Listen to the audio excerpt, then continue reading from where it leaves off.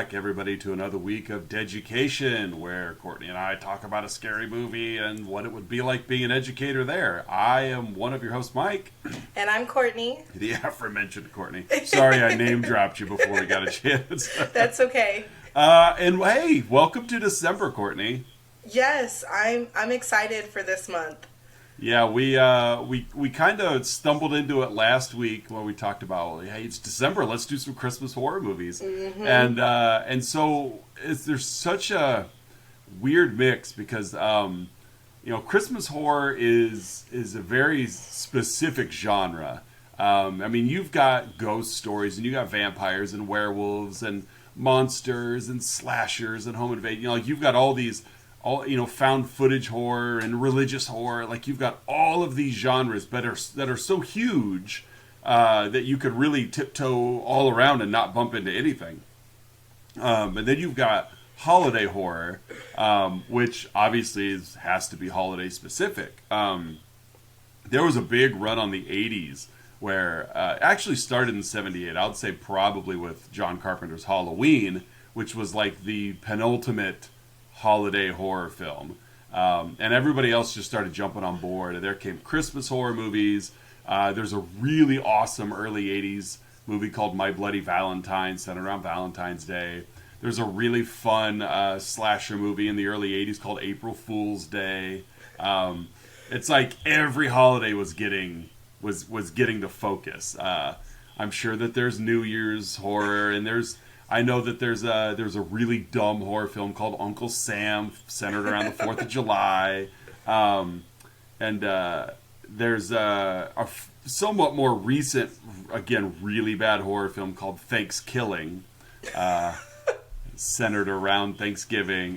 So it's like holiday horror is its own thing. But then when you really focus down and then you've got one specific holiday, Christmas, you've got a few on one end of the spectrum, and then you've got a whole lot more on the complete other end of the spectrum in terms of good and bad.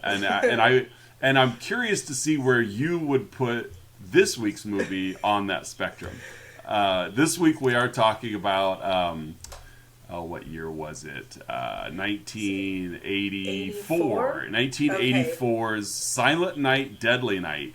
The $750,000 budget, 82-minute runtime. Although the version we watched was the unrated version at 85 minutes. Okay. I'm sure as you were watching, you probably noticed the quality drop off in some areas where it went from like I'm watching a movie to now I'm watching like dirty old scene from something. Yeah, that was the unedited, unrated footage, just hammered back in there. So whatever. But yeah, so Silent Night, Deadly Night, your possibly your first foray into holiday horror. Yes, very much so. I didn't even know that they made scary Santa movies. Oh yeah. Or horror Santa movies. Right. Oh, there's a lot of them.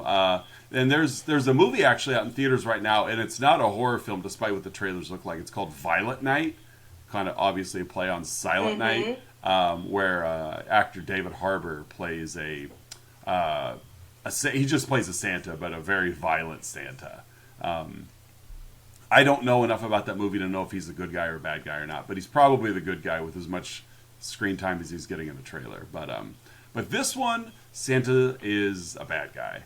Yeah, he is all on the way list. around. And he reminds you often, naughty. Yeah. And so, tell us a little bit about this movie. So it starts out, you are in a car. It is in 1971, and you've got little Billy in the back seat, and they're going to visit his grandpa in a nursing home. In a completely weird, kind of useless scene. This is one of those, and you'll probably hear me say this, not just this show, and you've probably heard it all the time, is when you get these short run times, like 82 minutes or whatever, you see a lot of filmmakers, they use a technique that's kind of referred to as padding the runtime, where they stretch out scenes or film useless scenes just to increase the amount of time in the movie, because like 90 minutes is that magic number. So And this scene, right from the start, has that feeling of completely useless scene. Yes, because they get there and this grandpa can't talk. He doesn't move. He's just like, he's not a vegetable, but he's just sitting there. Yeah, he's just kind of catatonic. Yes, and so the doctor's like, hey, let's go over his paperwork with you. And of course, they leave just Billy in there by himself. Just Billy, yeah. And, at this point, because it wouldn't make any other sense, then the grandpa just kind of becomes alive, wakes up. Because he apparently has been faking it this whole time. Yeah.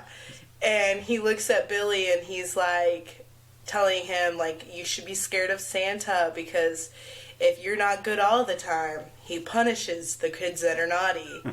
And he's got this, like, raspy looking, like, sounding voice. And I mean, he's like he comes off as a very, like, just this dirty old grandpa. Yeah, very much so. And so Billy, of course, is scared to death of Santa now. Cute kid, though. Kid playing Billy. He's a little cutie. He is cute. And then, of course, I mean, like, I think they just went to, you're very right. They did just do this to pad the scene because then they come in and just leave. It's all right. They make some reference about having to drive like 3 or 4 hours to get there. They show up, say hi to Grandpa, abandon Billy with Grandpa for like a minute and 30 seconds. And then they come back with the doctor and like, all right, son, it's time to go. Yeah, it's like, we're going to stay here for, a tenth of the time that it took us to get here. Yeah, and it's 1971. Phones worked. You could have just made this phone call to go over this paperwork. Because apparently there wasn't much to the paperwork because it only took a minute or two to go over it. Only enough time for Billy to get scared. Really it was just enough time to put the fear of Santa in Billy's head. Yes. Yeah. And so as they're driving back home, it switches to a liquor store, and the owner of this, or convenience store, one of the two, is like getting held up and robbed. Right. And by none other than Santa. Exactly. A guy in a Santa suit. And he ends up shooting this guy a few times because the guy kills the owner. Yeah.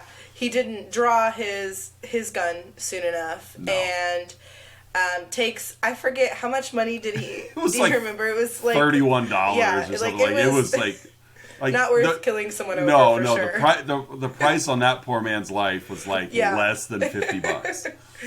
And so he drives away, and then as it switches back to Billy and his family, they're coming up on this like broken down looking car. And Billy, of course, is sleeping in the back seat, and because it's a long drive home. Mm-hmm. And as they pull up, Billy wakes up and he's like, Santa! Right.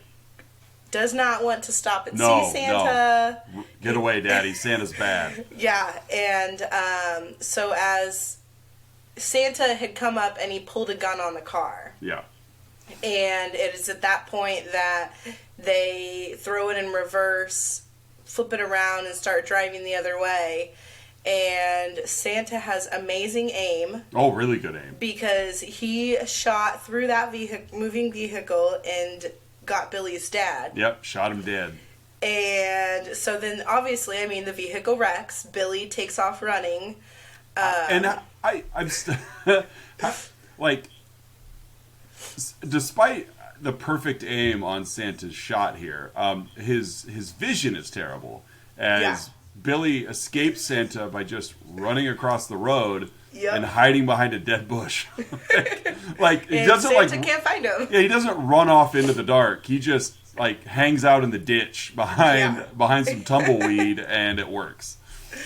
And so Santa then takes care of Billy's mom as well. Slashes her throat.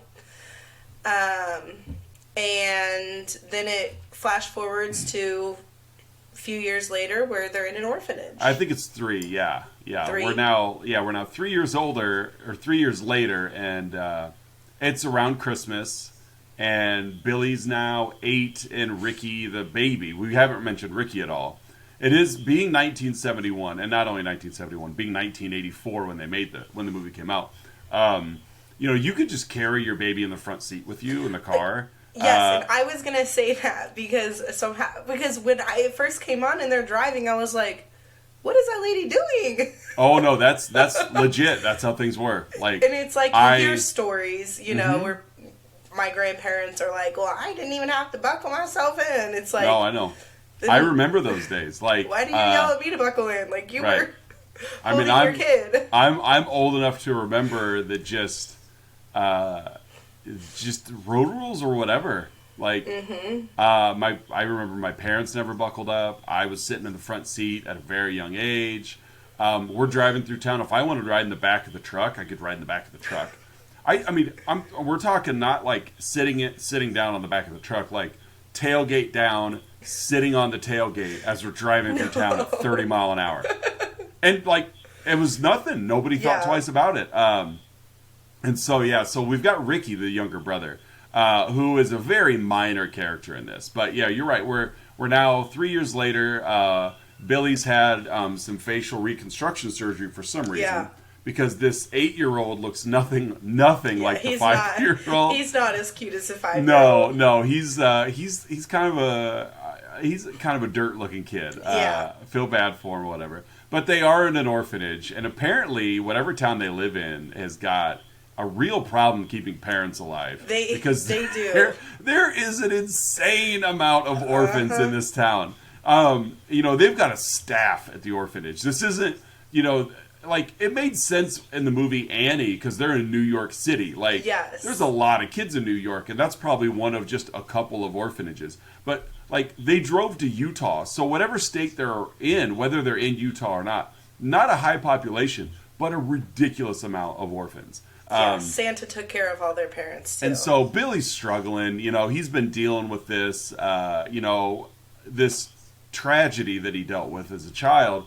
Watching his parents die, on top of the fact that Mother Superior, who runs the orphanage, is old school in the oldest sense. Children should be seen and not heard. You just get beat. If you misbehave, you get beaten. Because punishment's good. So Billy's getting this from every angle. Like, Grandpa tells him that you should avoid Santa. Santa punishes you. And then, basically his mother figure now is like, punishment's good though. Like, and Billy, though, he does make some pretty dumb choices. Like, he's supposed to go outside, and instead he goes and peeks in the keyhole and just continues watching this this male and female doing these male and female things right there in the orphanage. There is another Sister Margaret. She cares about the kids. She clearly is the more nurturing of the two ladies in charge. And she's always trying to help Billy. Billy just can't steer clear. And so this is another scene that is just kind of it's there for, I guess, a little bit of character development, but it's still more of a pad the runtime. Because the only reason we're in the orphanage is really so that we can see Santa show up to the orphanage to visit the kids, and Billy just naturally, understandably so, is terrified of Santa, and decks him, like punches Santa right in the face, bloodies his nose, takes off to his room. I guess the only little issue I have with this part is this is 3 years later. Like, this is an orphanage. You're telling me Santa hasn't been there every year? Exactly. Like, so but let's give it a little bit of liberty. I mean, this isn't like a Disney release or Warner Brothers or Universal. Yeah. Steven Spielberg didn't make this movie. This is not starring Tom Hanks or anything like that. This is, hey, I got my hands on a camera and some film. Let's make a movie. Yeah. And so, that's really it for adolescent Billy. We've seen Billy at 5 with the tragedy. We've seen Billy at 8 with I've seen Santa, I guess, for the first time in 3 years. Maybe he was still recovering from all of his facial surgeries over the holiday season. Because this kid looked nothing like the little boy. No, and when it goes to when he's older, too. Yeah. I mean... Have you seen... Yeah, have you... He got facial surgery again. A little bit, yeah. He's attractive again. Yeah, he's got I know you're familiar with Harry Potter movies. Yes. And the kid that played oh, what was his name? He was also orphaned, and he was in, Harry's group, and just had buck Talking teeth. about the little chubby kid. Yeah, that had the. He was a Hufflepuff. Yeah, yes. and I don't remember his name, but had the glow up as he got older, and was like, "Good for you, buddy. Yes. Good for you." Yeah. Billy's got a little bit of that action too, because the actor. I'm not going to call it an actor. Because actors can act. The model that they hired to play 18-year-old Billy definitely had looks over acting ability. But yes. So yeah, now Billy's 18. It's now spring of 1984, and Billy is gonna. It's time to go. Like he's getting a big boy job. Right, he's gonna go. So branching out for a life. Yeah, so tell us about Billy's big boy job as he's 18, and which is odd because I don't mean to cut you off. I just segued to you and cut you off. Like they're sending him out that he's 18, but I'm like that means like a week ago he looked the exact same and he was still at the orphanage. Mm-hmm. Like this is a man. Like yeah. Like and let's not kid ourselves. The guy playing 18-year-old Billy is not 18. Not 18. Not at all. His name is Robert Brian Wilson. I'm going to look it up real quick because I want to see if they've got his birth date. Let's see here. Robert Brian Wilson. No, it's just linking me back to... I'll look that up while you tell us about Billy's birthday. Or Billy's birthday. Billy's, his new job. So he is the stock guy at this... Ira's toy place. Yeah. And as he was hired, as Sister Margaret took him in and she's like, listen, I've got a kid who needs to have a job. And the guy's like, no, this job's only for men. We don't want boys. And then that's where it flashes to now 18-year-old Billy. And it just slowly pans up his body as he's muscular and, as he's revealed. Yeah, a very nice looking guy now. Yeah, and he by the way, he was born in 1962, so he was 22 years old when this movie came out. And he looks every part of a 22-year-old. Yes, he does. And it just it shows just week by week he is this all-star stock boy. He's super strong. He can lift up, all these big boxes. He does everything. He does, however, have a crush on one of his coworkers, Pamela. Pam. And he has often had some dirty thoughts about her. Yeah. And those are every time interrupted by seeing his parents murdered. Which has got to be weird because... not weird, but weird, but also just terrible because, he's clearly at an age where hormones are taking over, but realistically, the first, the first nude woman he saw was his mother being murdered. Yeah. And so that's his only frame of reference, to a woman. And, man, that's gotta be terrible. Yeah, it'd be a damper on your life for the rest of it. And so it just so happens, we're flash forwarding, it's Christmas Eve, and Santa, who was playing Santa at the store, broke his leg. Yeah. Foot, something. He's injured. And so he it was can't kind of come. And it was kind of a fun little telephone scene where, when Ira answered the phone, it was or it wasn't Ira, it was the lady. But it was someone was just calling into work sick. Mm-hmm. And they're like, we'll just deal with it. We'll just be down a person. It's not a big deal. And then they're like, well, I don't know if we can really be down this person. And this is Santa. Right. And so they just kind of point at the throne and are like, oh, it's got to be Santa. So I would think Sister Margaret, who has been very caring and compassionate about not just Billy but all the kids, and I'm sure she's probably harbored her own thoughts as Billy glowed up to what he is now.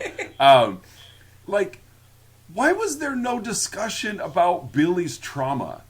I know, it's just and especially getting hired around Christmas time, because Yeah. it's not like he was hired in the summer. I'm assuming. No, he was. He was hired in the spring, which was fine. So he'd worked there all year. Very true, I guess. Yeah, but still, like, yeah. like there should have been some that said, come Christmas time, maybe Right. be careful. He's a different person. Yeah, and I don't expect Billy to open up about his trauma, because I Yeah. mean that's hard for people to do. Yes. But just some sort of just disclaimer that, like, hey, Santa really tips this guy off. Yeah. But Ira's idea is like, let's just let Billy be Yeah. Santa. Put him in there. Right. And I mean, he did it. You could tell he was definitely uncomfortable, because the little girl that had come up to sit on his lap, she was like groaning and kicking him, and Oh, he's yeah. like, "Do you know what you're doing? You're being naughty in front of Santa." Yeah. He let's not kid ourselves. He was running that Santa display like a substitute would run your classroom. Yes. Like, I don't know any of these kids, and I don't have what it takes to do this job. Yep. But just maybe if I gnash my teeth and threaten enough. But then all the moms, of course, because he's a gorgeous Yes. guy, the moms are just fawning over him. Because Yeah. apparently not only is this town chock full of orphans, but it's also chock full of single moms. Yes. Because you really don't see any other dads in the No. movie. And there's only one attractive guy too, because and they it's are Billy. just It's all the head. over Billy. It's the head case. And so he gets this girl to calm down, because he's like, Santa punishes those who are naughty. Yeah, and then that's when the moms are, because the little girl's scared to death now, and Oh, that's yeah. when the mom's like, he's so good. Oh, like, look at him. does He's so good. He's so good with the kids. I wonder if he wants to have some. And so everything closes down. It hits closing time, and they have a little Christmas party Yeah, with the 5 employees there. exactly.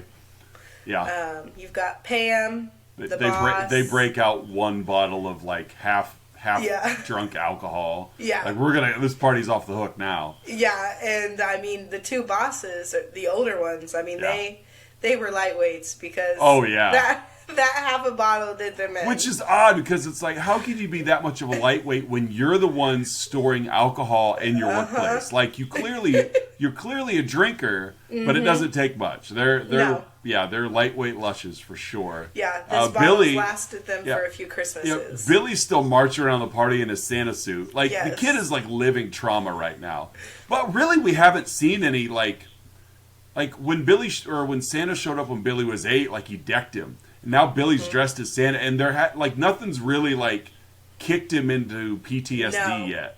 It hasn't, which, is like made me wonder, because I had known that Billy took over that Santa role, so I wondered how it was going to get kicked in, which when he heads to the back, because even though he's the only attractive guy that works there, That's right. Pam has snuck off with the other And Andy. Yes, Andy. Who looks like Joe Pesci. Like, that's all I see when I see this. I'm like, this looks like a young Joe Pesci. You know who I Joe don't know Pesci who is? Joe Pesci is. He's Marv in the Home Alone movies. Okay, yes. The one that Yep. gets his hair burnt and has the gold Yep. tooth. Like, I can see that. Yeah. 100%. So Pam and Andy have snuck off, and I don't remember the boss and the older lady's name, but they're up getting drunk. yeah, they're just So he sniffing the alcohol to get Yes. drunk. So Billy makes his way back there. He sees Andy taking advantage of Pam. Yeah, trying to. He was coming on strong, and Yeah. she was okay with some of it, Yes. but he wanted it to go further, and she didn't. And yeah, you're right. Like, Billy walks in on an attempted rape. And this is what triggered him, because it's like Andy had ripped off Pam's shirt in the same sense that Santa Right. ripped off his mom's. Right. And so he goes crazy. I mean, he grabs this string of lights and he wraps it around. and uses his superhuman strength. Yes, he is so strong, because it doesn't even strangle him, but he's bleeding from this. Like, it cut through his skin. Yeah. As he lifts him off the ground with one hand. Yeah. Like, and not like from the shirt collar, but like from above. Like, yeah. that's yeah. Like he's holding crazy him. shoulder strength. So, And I do want to warn you. I want to warn you though, just to be fair. You probably haven't seen a lot of 80s horror films, and we'll be watching a lot of 80s horror films. There's going to be a lot of waist up nudity in 80s horror. If you didn't pick that up from this movie, the Friday the 13th movie we watched a couple of weeks ago was honestly like the only one of those movies without it. And I remember you saying that. So Nightmare had the like bathtub scene. There was a little bit in Halloween. That was 78. But this was obviously way before the Me Too movement. This was back when this is what put people in the seats. And so just a fair warning. Again, you got plenty of glimpses in this movie. But that's kind of unfortunately par for the course. Well, and I had said to Casey, I was telling him as I was watching this, I'm like, I don't think I've seen a scary movie yet that hasn't had some kind of nudity in it. He's like, is that why you watch? I'm like, no, because it's all girls. So no, it's not. But Casey, but that might be why you watch with me. That could spark your interest. Right, there you go. And then just, if he ever does one, like, you watch it, and then as soon as you see him, turn and look at him to make him uncomfortable, just to see if he's watching or not. Yeah, and so as he's hanging Andy, I don't know why Pam doesn't take off. I don't know why Pam got mad at him. Yeah, because she's like... Are you crazy? Like, granted, did Billy overreact? Yeah, he murdered a guy. Yeah. However, like, Billy had never made a move on Pam, despite having interest and having a crush on her. Never put the moves on her, and then sees her getting assaulted and saves her. Yeah. And her reaction was almost like, I had him right where I wanted him. Like I was playing super hard to get, and he was falling right into my trap. Like, like, he just saved you. Yeah. Or at least your dignity. Yes. So then, of course, Billy takes a box cutter. Yeah, his box cutter. And he ends Pamela's life as well. This shouldn't have gotten mouthy, Pam. Yeah, he just, like, slices her from the mid-chest down. Yeah, it wasn't good. But, I mean, no, obviously it's wrong, but Pam clearly had poor taste in men. Yeah, she did. Because you've got Billy right there. Like, let's not kid ourselves. He's the eye candy of the toy store. But instead you go with, greasy Andy. And Billy's over there like, oh, hey, Pam, can I help you with that? And I mean, she was nice to him up until this. So yeah, up until he saved her from getting assaulted. Not even a thank you. No. But now Billy's unhinged now. Like, yeah, he is. Yeah, that Pandora's box of insanity is wide open, and he's not done yet. He's taking care of Andy. He's taking care of Pamela. But we still got the manager, Mr. Sims and Mrs. Randall. So he heads up front. Takes care of them. He gets a bow and arrow, and there was a lot of really awesome 80s product I wouldn't even call it product placement, but this, you could tell this was probably a genuine toy store they filmed it in. Yeah. Because there were a lot of name brand toys on the shelves that as a kid who grew up in the 80s, every time I watch this, I'm actually looking at the shelves to be like, what cool stuff is there? And there's a lot of cool stuff. Very envious of the gifts and toys on the shelves. Billy kills Mr. Sims and he kills Mrs. Randall. And then he's off. I'm out.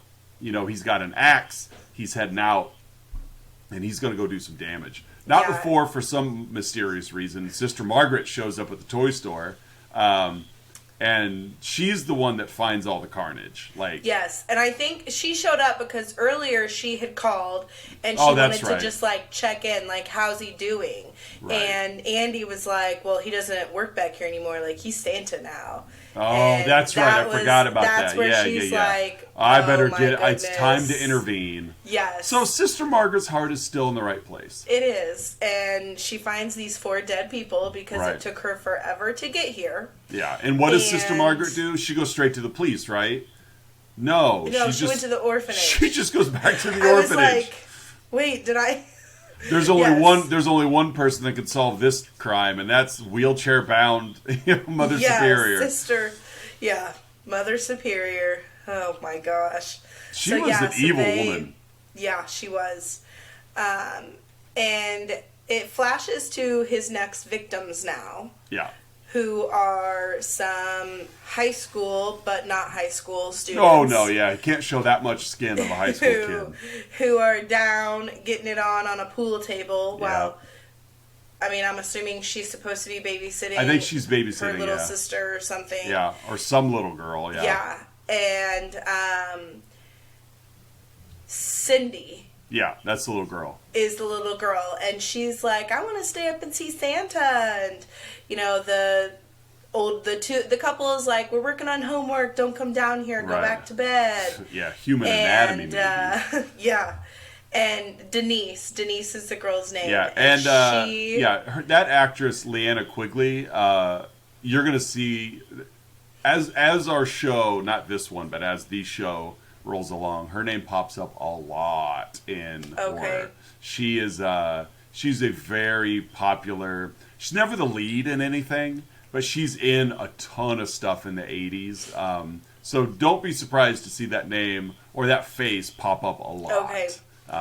She's not very smart because, like, her cat, was jingling upstairs wanting in. And it's Christmas Eve. And, like, I don't even know why she put pants on. Because I don't know. These shorts covered just as much as her underwear did. Yeah. And she didn't put a top on. No. And it's just like... She goes to check on the cat at the front door. Yeah, she just opens the front door and she's just got... little Daisy Duke shorts on, and that's it. Like full bare, full blown. Everything's out. Like, it's winter. It's winter, it's your front door. Like you don't like this house isn't out in the middle of nowhere. No, this is like in a neighborhood, and you go to check the front door with the ladies out, and like. And they just had to turn the music up because the Christmas carolers were killing the mood. Well. So it's like, what if they were at the front door jingling bells and it wasn't your cat? No, that would have been... She added 2 more jingling bells to the chorus.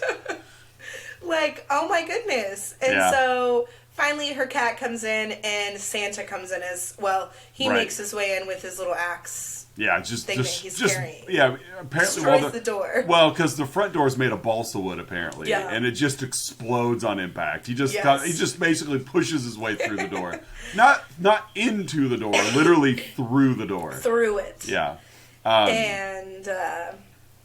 Her death was, it was pretty gruesome. Yeah. It was kind of painful to watch because... That's one of the big takeaways from this movie is he is chasing her around because she knocks him down a few times. I don't even remember what she had. It was the guy who knocked him down. Never mind, not her. And so he's chasing her, picks her up over his shoulder, and he lifts her up and, like, impales, like, just shoves her onto this deer head that was mounted on the wall. This mounted deer head.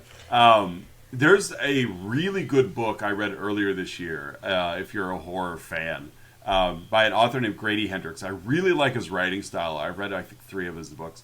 And they made a movie out of one of them. But I really like it because he taps into. You could tell he really likes horror, but he also he's playing it for fun. So there's a book that came out last year, but I read it this year called The Final Girl Support Group.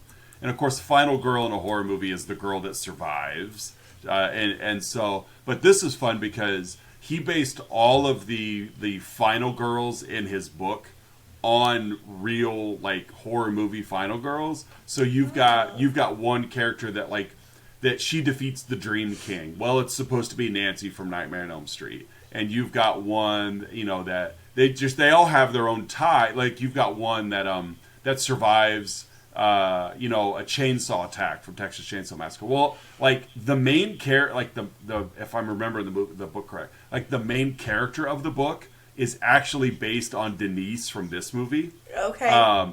Because there's a lot of talk about like she's got scars from when she was impaled, and of course I didn't know anything about the book before I read it. I just know I like the author, so I'm reading it and I'm just like, oh my god, like they're really like this guy's tying in to these girls from these movies, and but it's in the book it's all like all this stuff really happened, like and so I got really excited when like the main character was not based on like Jamie Lee Curtis from Halloween or but it was actually based on Denise surviving getting impaled on a deer head from this movie. So I was stoked. So yeah, Grady Hendrix, Final Girl Support Group it's a quick read, it's a fun read, but I was stoked because this death scene's like you said, it's not gruesome in terms of gore, but it's just to watch it, it's like, yeah, that's gonna hurt.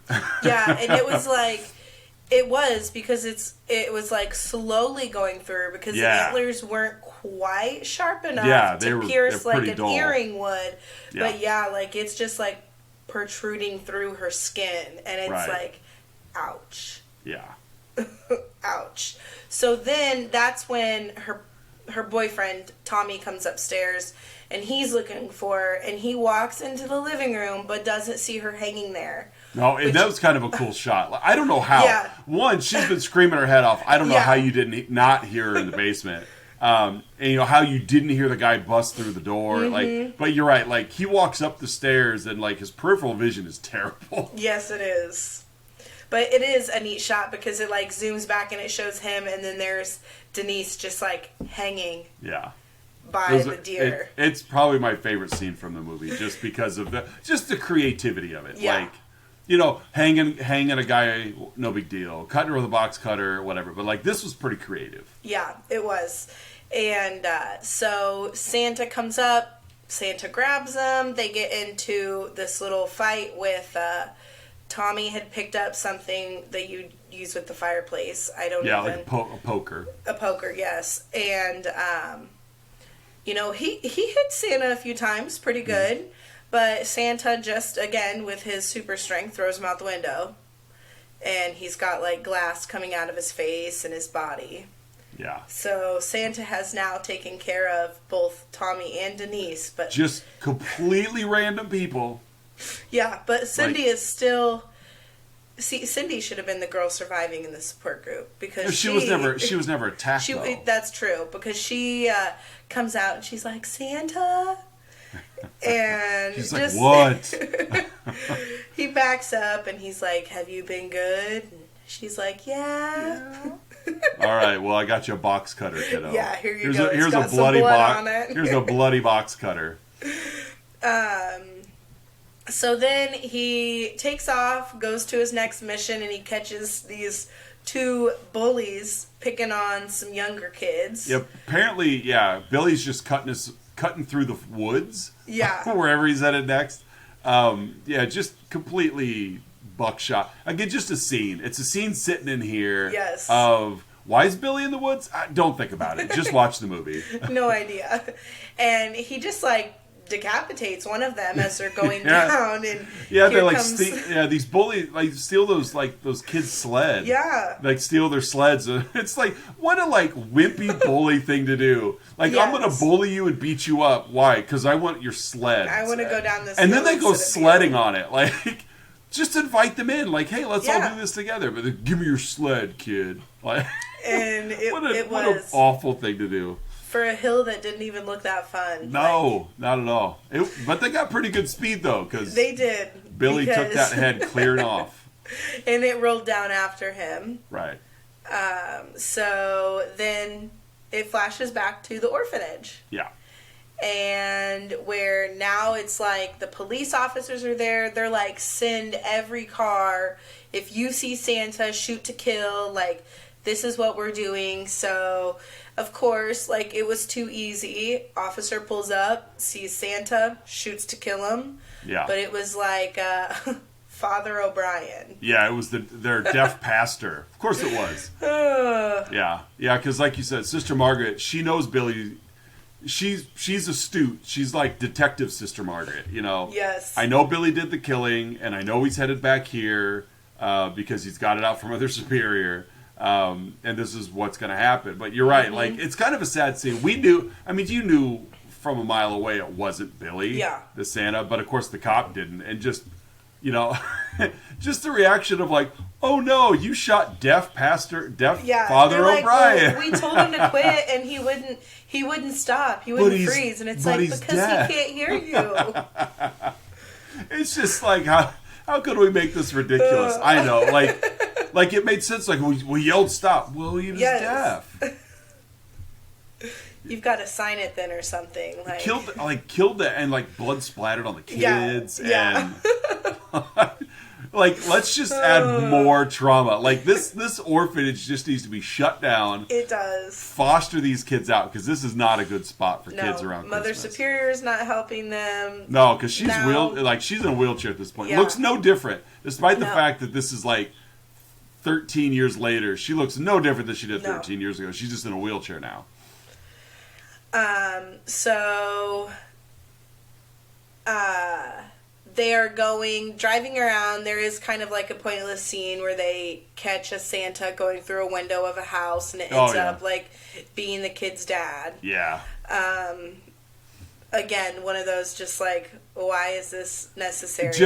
Just to drive the paranoia of the police that like they're on the lookout for anybody in a Santa suit. Mm-hmm. And it goes back to. They're singing little Christmas carols led by Mother Superior, and Billy walks up, comes on in, and... well, before he gets there, like, the officer that shot... the officer that shot the first Santa, Father O'Brien, like, he's still kind of like perimeter security. Mm-hmm. So he's walking around because he's expecting Billy to show up. Yes. And so follows him down into this... Well, doesn't follow him down, but thinks he hears something down in like this massive boiler room basement kind of thing. Because that's like not even underneath the orphanage. It's just like out in like a bomb shelter bunker kind of thing. But on his way back up, he thought he heard something, and he turned out he didn't. And just when he kind of relaxed in a sigh of relief, like Billy plants an axe right in his chest. Yep. And it's like, well, you're done. We topples over backwards. So now, like we're just getting to, Billy's got a straight shot at Mother Superior. Mm-hmm. So he chops off the snowman's head and then heads to the kids. Right. So he heads on in there. They're like, no, get away from him. And it kind of flashes to this older kid some. And like you see him just a little bit, which I didn't realize that it was going to end on him. Oh, yeah. But, and he's kind of like a creepy, kind of odd-looking kid as well. And Billy is talking about, he's talking to Mother Superior, isn't he? Like, kind of like not, talking about how punishment's not good, whatever, and he's shot in the back. Yeah, because she's just kind of, she's not backing down. Like, she's kind of taunting him, and...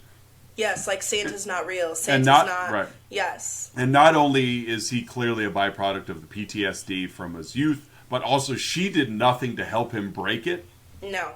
And so he's coming after her, and, like, we get the slow motion lifting of the axe, and then the other, like, captain, like the police captain.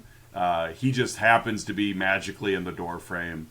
And shoots Billy in the back, almost causes him to die. As Billy's laying there dying, of course. This is one of my... it's somehow like one of my favorite, yet also pet peeves of movies, is when people die, like right before they die, but they have, in a movie, just enough energy to, like, put together one final whatever. And so he says to the children, "You're safe now. Santa Claus is gone." And then, it's like, oh, good thing you had enough energy to get those 7 words out, Billy. But then, the camera slowly pans up from Billy's dead face to this boy who's now like mid-teens. And it turns out that it's Billy's brother Ricky, the baby that's been around the whole time. And See, he looks... they both get unattractive with age. Yeah, So I wonder then, what Ricky's going to look like when he's older. Well, Silent Night Deadly Part 2 is about Ricky. Because Ricky says, naughty. Naughty. Like... it's just like, what? Sequel. But yeah, there is a sequel, Silent Night Deadly Night Part 2, where... like I spoiled it for those who haven't seen it, but Ricky takes over the mantle of Billy's character, and comparing the two, this one is Oscar worthy compared to Silent Night Deadly Night Part 2. It is so bad that it's good. You want, like, if you go in expecting oh, I'm looking to get scared because I really like the first one. Oh, no. The second one is awful. But it's so bad that it somehow works its way back around to, like, this is so cute. Like, good for you guys. You wanted to make a movie and you made a movie. You did it. That's where it's at. And that's it. That's it. We've somehow spent more than half the time of the movie just talking about the movie. So yeah. But that's all right. So let's get to the grade book. Silent Night, Deadly Night, your first Christmas horror. What are you going to grade this thing? Listen, this movie was cheesy as all get out. Uh-huh. And I have to remember when it was made. But like we've said, I'm not grading on a curve. Oh, no, there were great movies made in 84. You don't... Yeah, I would understand that if this was like 1912. No. There were great movies. Like, I think Gremlins was made in 84, which is another Christmas horror movie. So, no, don't fall into the trap that I fall into of, like, comparing it to others. No.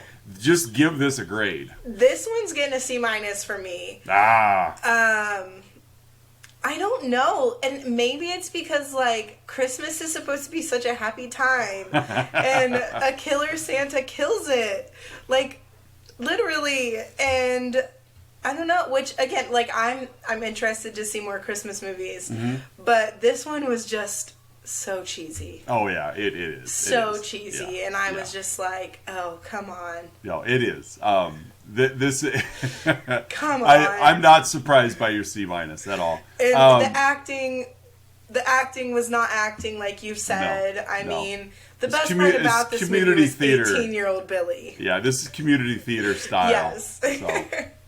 And I would say, yeah, I could definitely understand from your point of view that the best thing about this movie is 18-year-old Billy. And whereas from my much younger, in my younger days, I would say that my favorite thing in the movie is probably not the same as yours. No, yeah. But I'm not saying those things as a nearly 43-year-old man. I hope that your favorite part isn't the... No. Not any longer. Now it's just the corniness and cheesiness of it. It's still that scene, like just still the deer head scene, but not because she was topless. Like those days have sailed.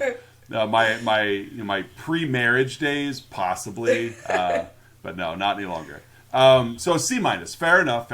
I'd probably give this movie. I'd give it a C. Okay. It's not a good movie. It's not a bad movie. If this movie were any longer than 82 minutes or 85, it would have been a real slog. Yes. But it's I guess it's fun where it should be. Yes, it's light enough in the moments that it needs to be light. Yeah, and I feel like all of the acting at least was equivalent. Like, you feel bad if you're watching a movie where somebody is really giving it their all, and you could tell they're acting their butts off, and it's just, they're the best part of it. This movie didn't have that. Like, everybody was bad, and when everybody's bad, then nobody's bad. It's like, you're just watching... average. Yeah, you're just watching a bad movie, and so I give it... tryhards like the ant from Sleepaway Camp. No, definitely didn't have that level of tryhard. But no, I would give this a C. It's fun. Yes. You know, it sparked a lot of controversy when it came out. I talked about it a little bit last week. There was a lot of controversy when this movie came out. And it was not in theaters very long. This movie came out the same day as Nightmare on Elm Street. Oh. And made more money than Nightmare on Elm Street. Oh my goodness. Yeah. But it was pulled like immediately. Like, we're talking less than 2 weeks after it was in theaters because of how big of an uproar it had.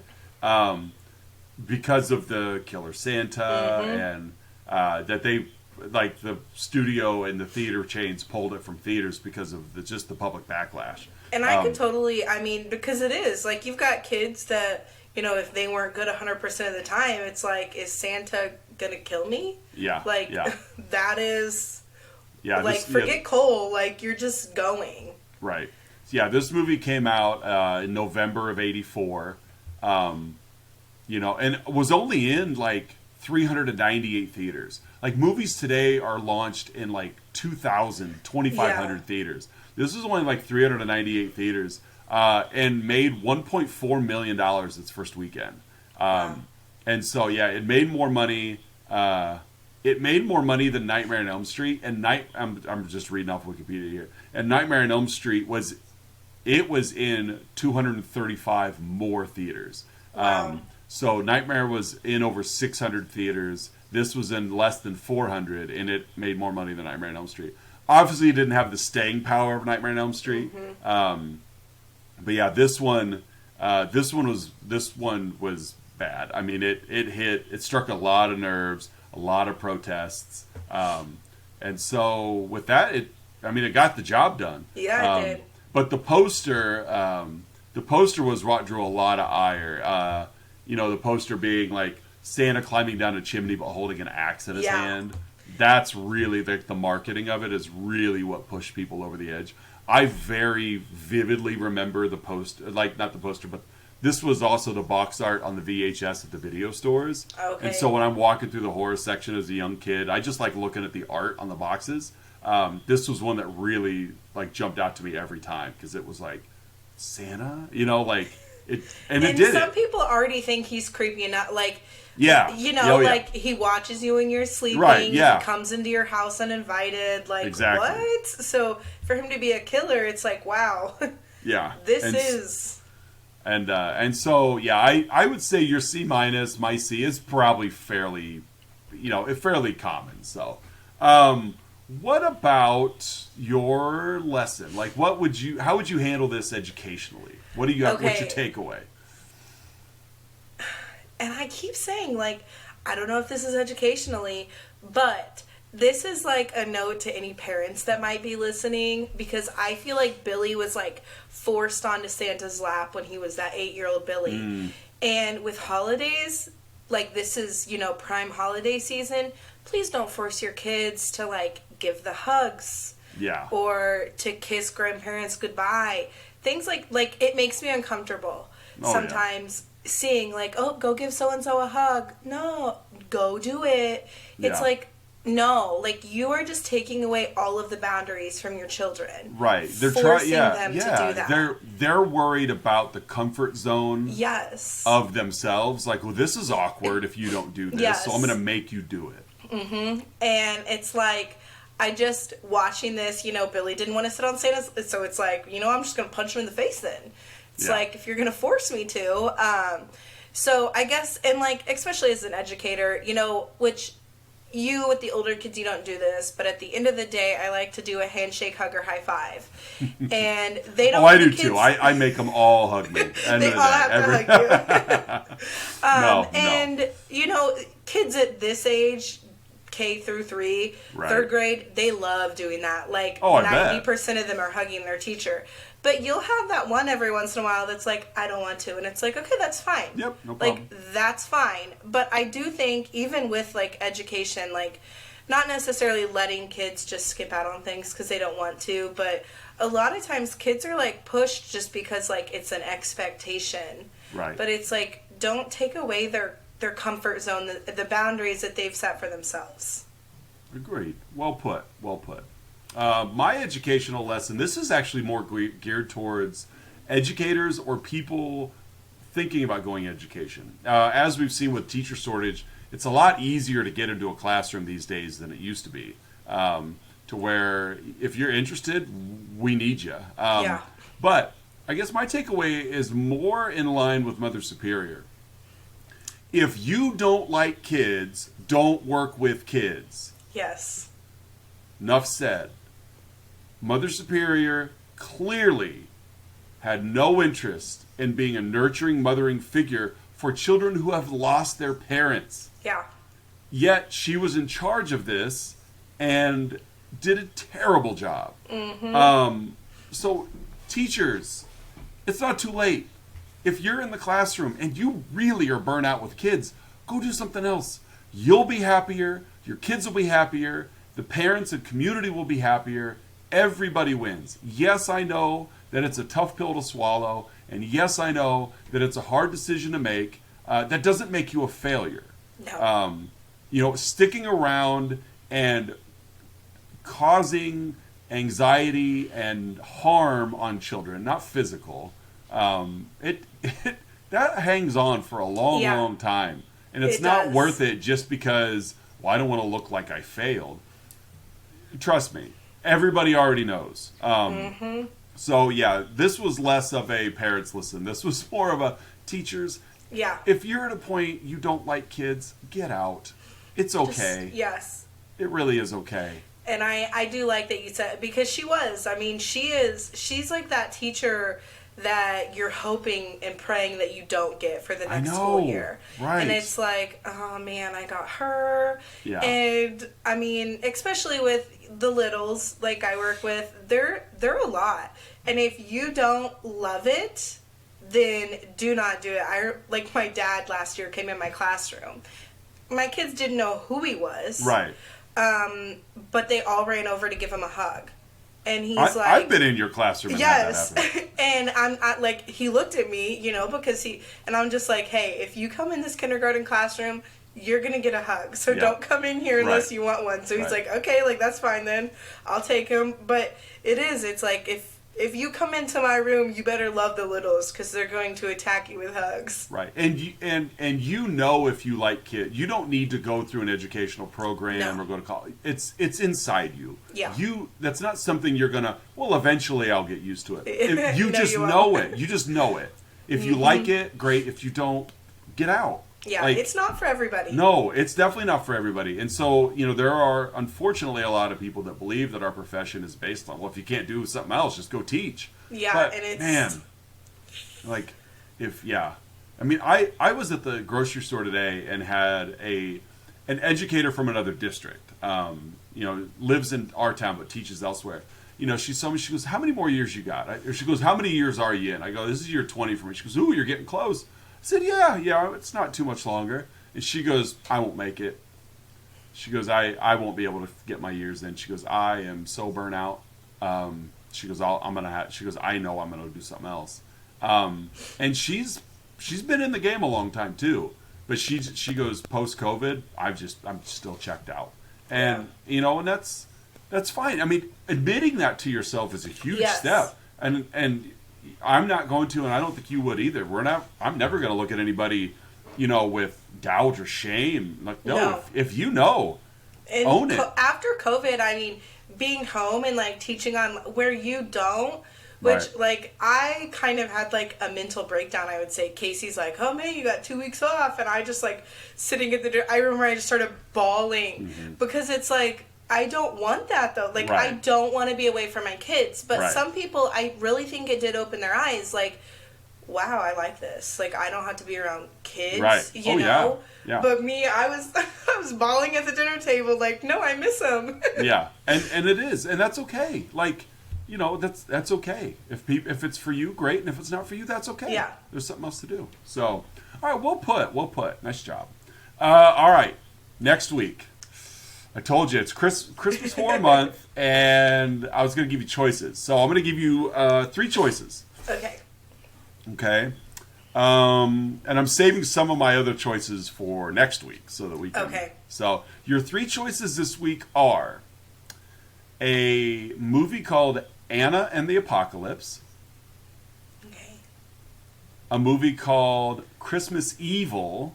Get it? Christmas Evil. And another movie called Don't Open Till Christmas. Ooh, let's do Don't Open Till Christmas, because I was really kind of hard hoping time. you'd say that one. I've never seen it. Oh, okay, good. Because Yeah. I have a very hard time like getting gifts and not opening them until Christmas, or like Fair enough. being like, "Hey, Casey, open this now." So yeah, that sounds good. Yeah, Don't Open Till Christmas. A movie that the only thing I know about it is the plot synopsis that I read. It is a movie, and I'm gonna look it up real quick. It's like I said, it's 1984. Okay. A magical year. It's an hour and 26 minutes, so another like 84-minute movie. Somebody with very little Christmas spirit is killing anyone in a Santa suit one London holiday season, and Scotland Yard has to stop him before he makes his exploits an annual tradition. This movie looks to be very dark.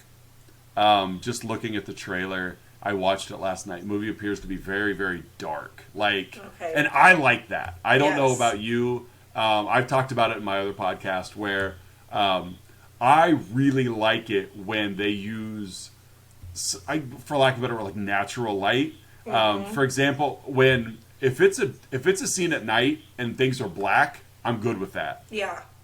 It's when scenes are at night and everything has got this like blue haze to it because they've added light to it so you could still see. Like, to me, that's like, oh, like, it's not night. Like, it takes out the unrealisticness of the scary. I could see everything in this room. Yeah. It's not fair. This movie is not that way. This movie appears to be, we're going to make this movie with a flashlight. And whatever the flashlight can't, I don't know if that's true, but whatever the flashlight cannot light up, there you go. So, I don't be surprised if this one's kind of a rough watch. Okay. Just because it's sitting on IMDb at a 4.6, and I think Silent Night, Deadly Night was I'm looking at it now, it's a 5.8. So, wow. yeah. But I recently just got this movie, as in within the last week, because of its Christmas ties, and I thought, I kind of like the premise. The premise is not a killer Santa, it's a Santa killer. Okay.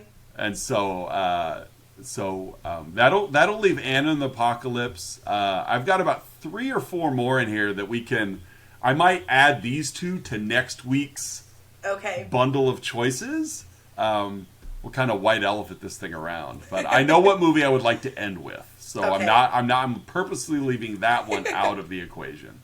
But yeah, we'll have choices for next week. So next week, yes, we will be watching 1984's Don't Open Till Christmas, a movie I literally just came across my radar within the last week. Never heard of it before.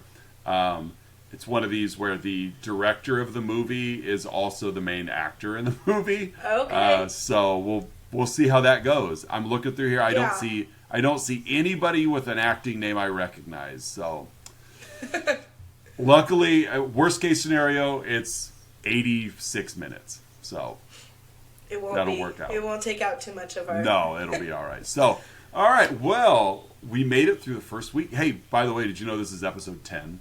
It is. 10. And, the reason that I know that is because of the dream I was having. So today I was like, if he asked me to do it, I'm going to know that we're on episode 10. I'm not kidding. I practiced just in case. Episode 10. We're in. Like 2.5 months we've been doing this. I'm enjoying it. I'm really having fun. We've hit double digits. We have. We've hit double-digit podcasts. There's a lot of podcasts that don't make it this far.